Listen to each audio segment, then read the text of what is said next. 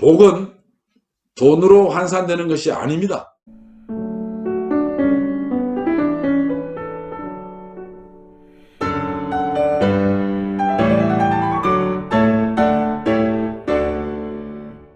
대부분의 그리스도인들은 연보를 하지요.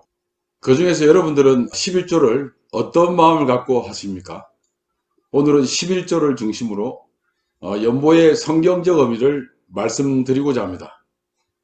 이 11조를 포함하여 우리가 하나님께 뭐 드린다는 것은 기본적으로 우리 자신을 드리는 것입니다.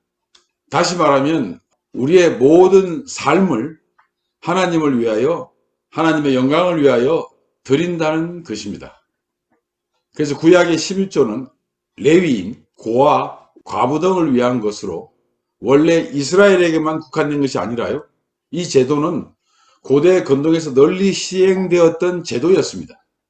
레위인을 위한 11조는 이 종교적인 것이라고 한다면, 불쌍한 이 과부나 고아를 위한 11조는 아주 사회적인 것이었습니다. 이때 물론 고아나 과부는 사회적 약자에 대한 총칭으로 볼 수 있습니다. 오늘날에도 교회의 11조는 이 목회자와 사회 약자를 위해서 많이 쓰이고 있죠.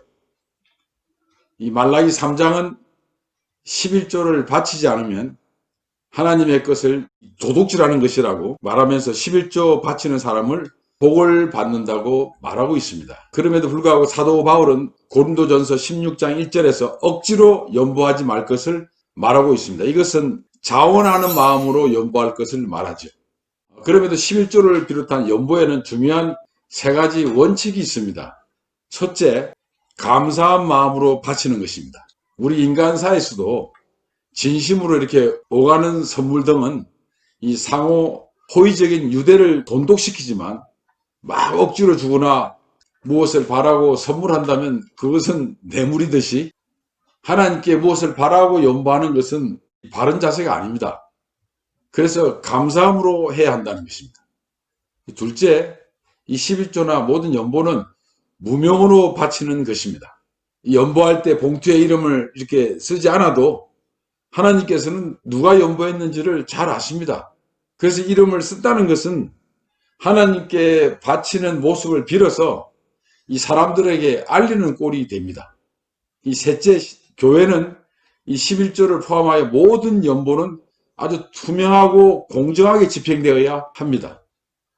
오늘날 일부 교회에서는 말라기 3장을 예로 들면서 11조를 내야만 복을 받는다고 말합니다. 복을 받으려면 11조를 내야 한다는 것이죠. 그런데 이제 중요한 것은 이 복이 무엇일까요? 이 복은 세상에서의 부귀영화를 누리는 복이 아닙니다. 하나님 나라의 확장을 하기 위한 이 참여의 복을 말합니다. 그러므로 11조는 복음을 전하는 목회자나 이 선교사를 위한 이 지원비나 또는 전도를 위한 여러 경비, 또한 복음의 중심 공간인 출발점인 교회의 유지비, 그리고 불쌍한 사람들을 위한 구제비, 이렇게 등등에 사용되는 것이죠. 그런데 안타깝게도 오늘날 11조를 포함하여 연보가 바람직하지 못하게 간혹 쓰이는 경우를 보게 됩니다. 가령 아주 거대한 교회 건물을 올리거나 이 수천만 원이 하는 교회 종탑을 세우고 막 억대 연봉을 받는 이 목회자의 사례비 등으로 사용된다면 그것은 그리 권장할 만한 것은 절대 아닐 것입니다.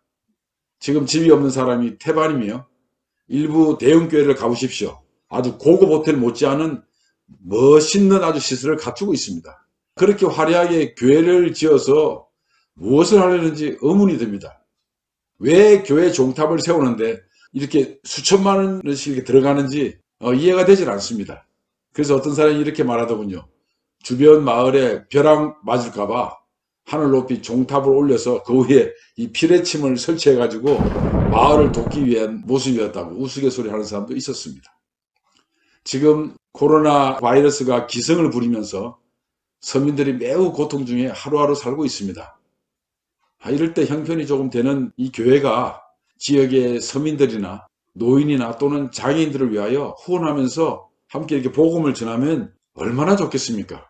이럴 때 교회가 좀 나서서 그리스도 이름으로 적극적으로 이 사회 약자들을 도와주면서 이 복음을 전한다면 하나님께서는 분명 기뻐하실 것입니다. 여러분들은 11조를 하면서 어떤 마음을 가지십니까? 우리 서민들은 하루에도 수많은 선택을 합니다. 무엇을 먹을까? 어디서 지하철을 갈아탈까? 조그만 물건을 살 때도 막 여러 사이트를 검색해 가지고 아주 가장 저렴한 곳을 찾고 있습니다. 단돈 10원을 아끼려고 아주 나름대로 신경을 많이 쓰고 머리를 씁니다.